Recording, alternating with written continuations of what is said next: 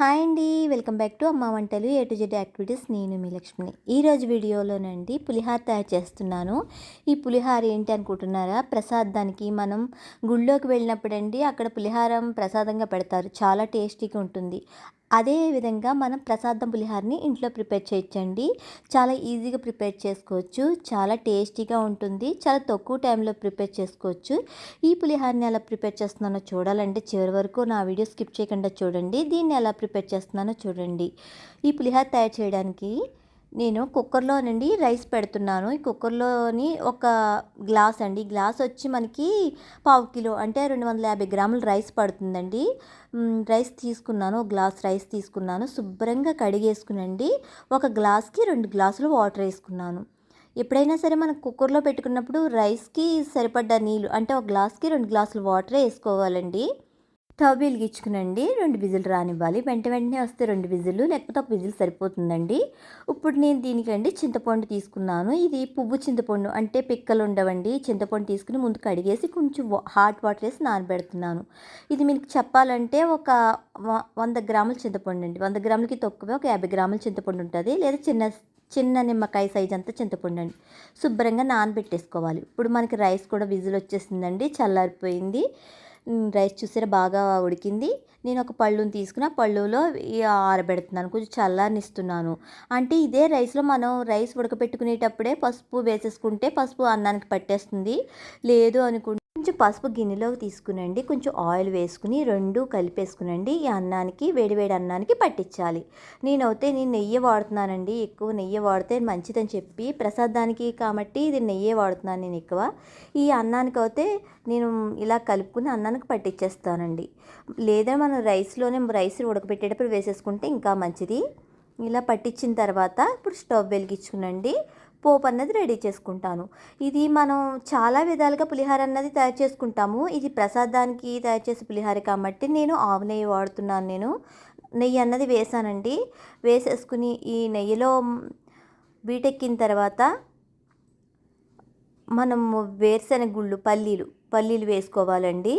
ఇది మనం డైరెక్ట్గా పులుపు అన్నది ముందు ఉడకపెట్టుకోమండి. దీంట్లోనే ఉడకపెట్టేస్తాం, పోపులోనే ఉడకపెట్టేస్తాం.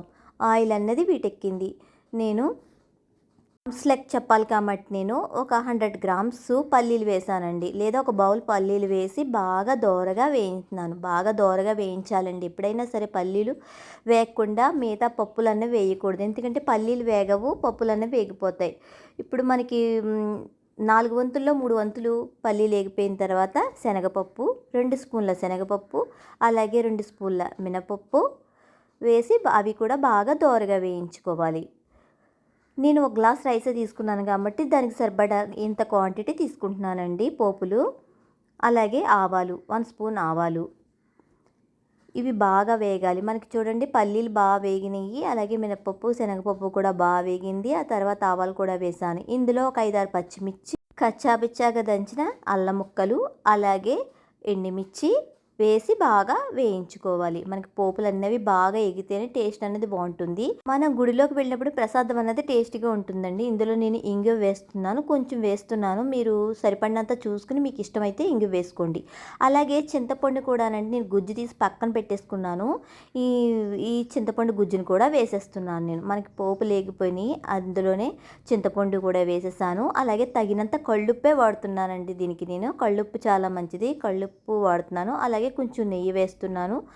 అలాగే ఇందులోకి కరివేపాకు కూడా వేస్తున్నానండి. కరివేపాకు పోపులో మర్చిపోయాను నేను, అందుకని కరివేపాకు కూడా ఇప్పుడు వేస్తున్నాను. ఇప్పుడు బాగా పోపు ఎక్కింది. అదే ఆయిల్లో ఈ పోపులో చింతపండు గుజ్జు అన్నది దగ్గర పడిపోతుంది.